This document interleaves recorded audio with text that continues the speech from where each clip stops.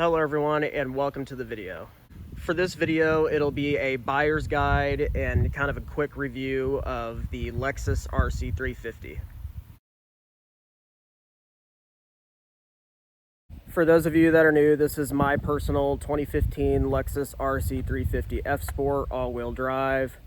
I've made a few videos of it already, but I thought I'd do kind of a quick buyer's guide type video and just kind of go over some of the things I like and dislike about it, and basically what you should know if you're in the market for one of these vehicles, and what to expect when owning it. And I'll also just kind of go over what it's like to live with the Lexus RC350 as a daily driver and just kind of that type of thing. So I hope you enjoy. So yeah, this is my 2015 Lexus RC350 F-Sport all-wheel drive, like I said. And I've had it since June 30th of 2023. So a little bit over a year now. I put about 12,000 miles on it. And overall, I've really enjoyed it. And it's been a great car. I do have a full tour and overview of the car already uploaded on the channel. I'll have that, and I'll have the link to that down in the description below, along with all my other videos on the specific car. This is the first generation Lexus RC350, and this vehicle came out as an all-new vehicle for Lexus back in 2015. And it's pretty much remained the same since then. We're going into the 2025 model year, and since 2015, the RC350 and RCF has basically remained pretty much the same.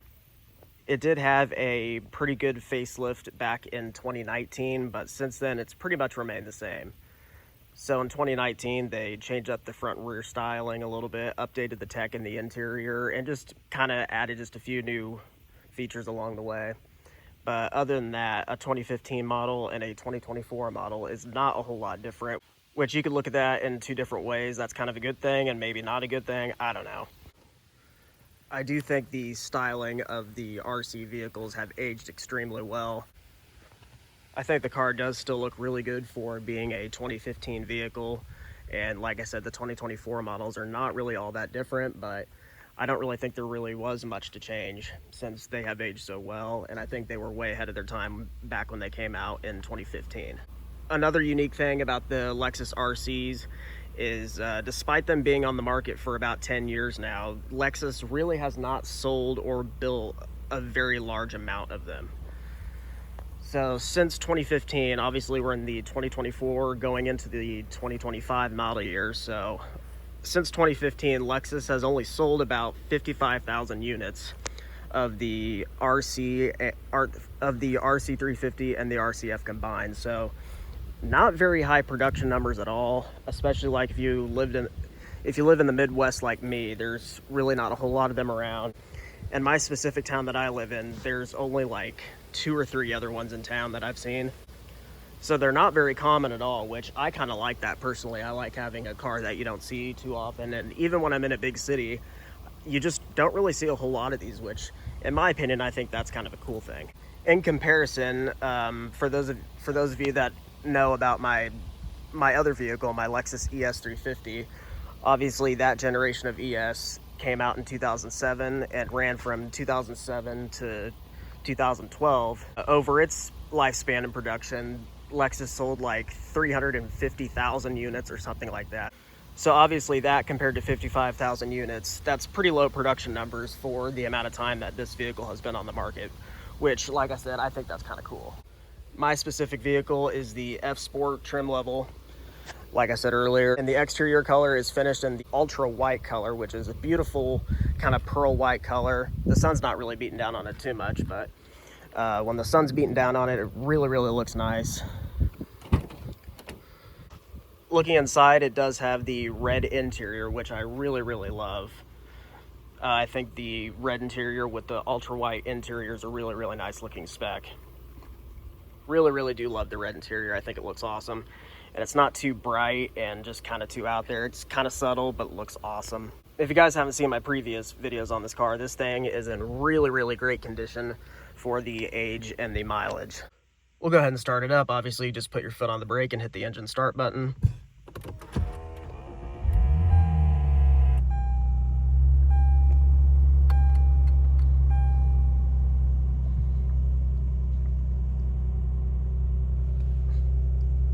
And that V6 does sound really good. This specific one does have an upgraded exhaust on it too, which sounds pretty good. I wish it was a little bit louder, but it does sound pretty good. My personal one does have 123,220 miles. So for this type of car, that is on the higher mileage side, but for a Lexus in general and a 2015 vehicle, that's not really that high mileage at all. And for a Lexus, these things can run forever. Super reliable vehicles. I think the interior has aged pretty well too. It has decent tech for the age. There's the infotainment system. It's unfortunately not a touchscreen.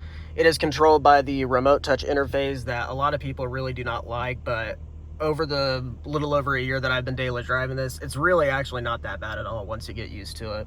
I know most car enthusiasts and car journalists, they really are hard on it and they really hate it, but I really don't think it's all that bad. It's not near as bad as they made it seem, so that's a good thing. Looking down here, you got all your climate controls. You do have heated and cooled seats on both sides, which is nice. And your different drive mode selector right there. If you turn it to the right, you're in sport mode, and then turn it one more time, you're in sport S Plus mode. And the gauges do turn white, which looks really nice. From what I've noticed, there really isn't much of a difference in acceleration or anything when you're in sport mode versus normal mode. It just kind of makes the steering a little tighter and the ride a little more rough and more sporty, just kind of a more sporty feel in general. But as far as acceleration, not a huge difference at all. And the transmission does some other weird stuff, but it's cool and kind of fun to drive in every now and then.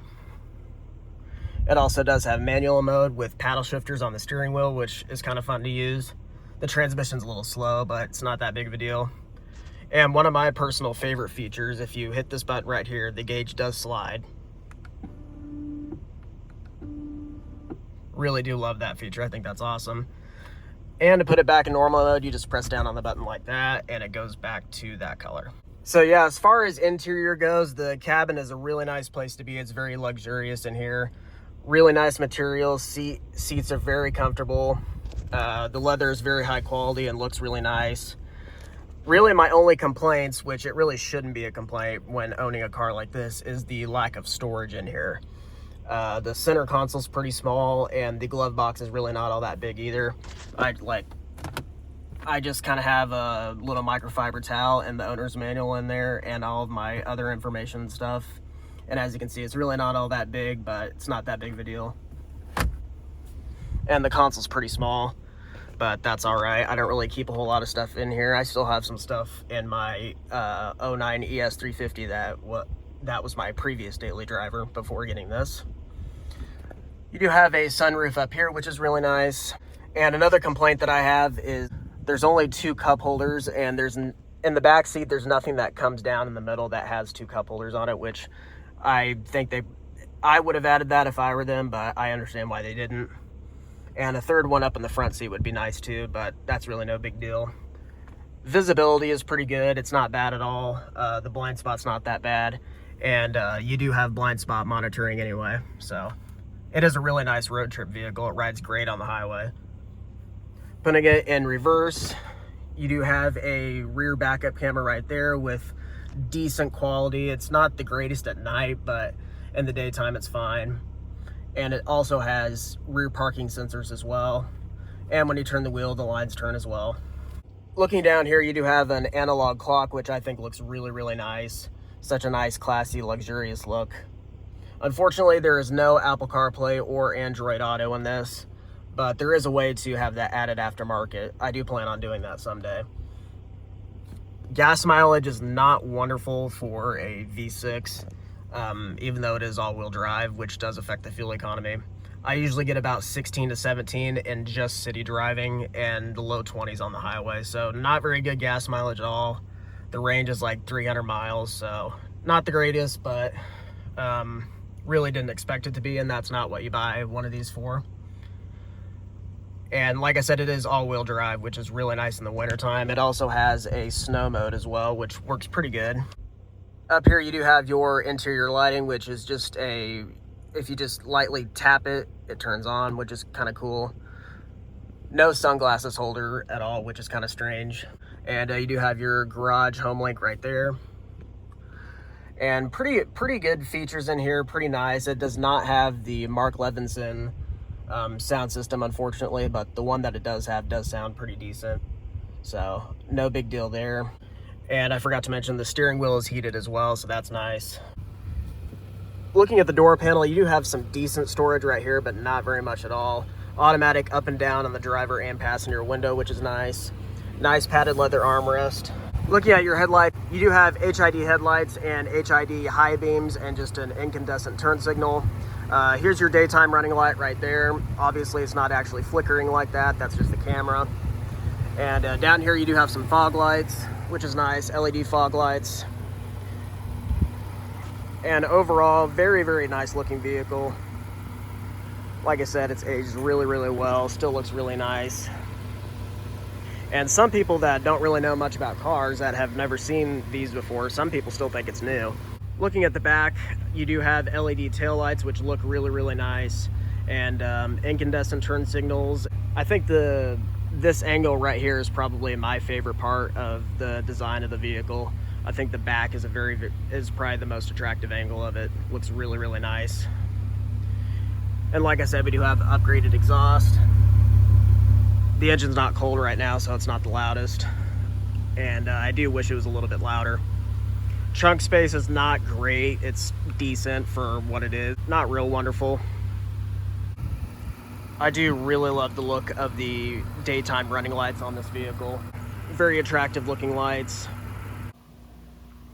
Looking under the hood, this vehicle is powered by a 3.5 liter naturally aspirated V6 engine, which puts out 306 horsepower and 277 pound-feet of torque, made it to a 6-speed automatic transmission.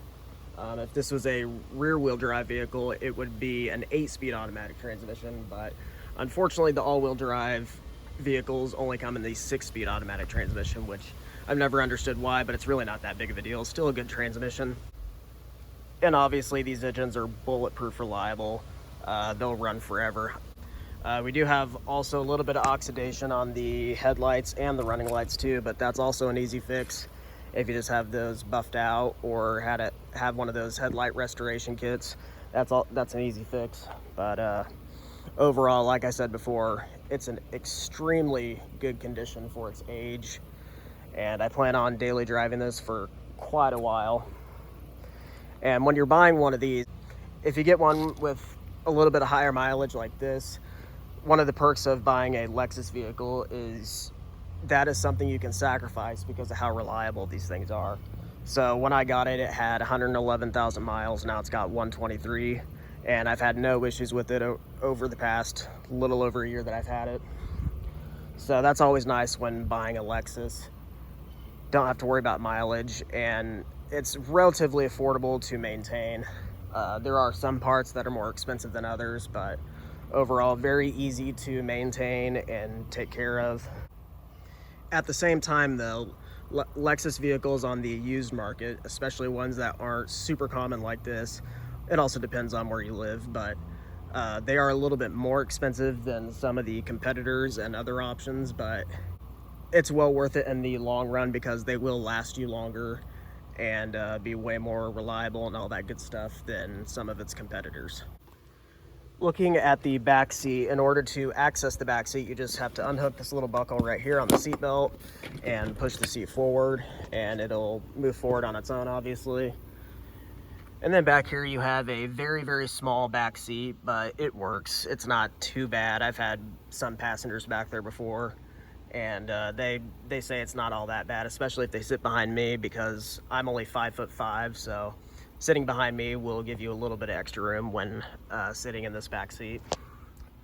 But yeah, these seats look like they've never even been sat in.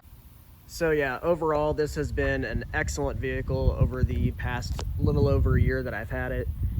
And really, for a car like this, you really do get a lot of car for the money. So yeah, overall this thing has been an awesome vehicle for the past little over a year that I've had it. Again, I got it on June 30th of 2023.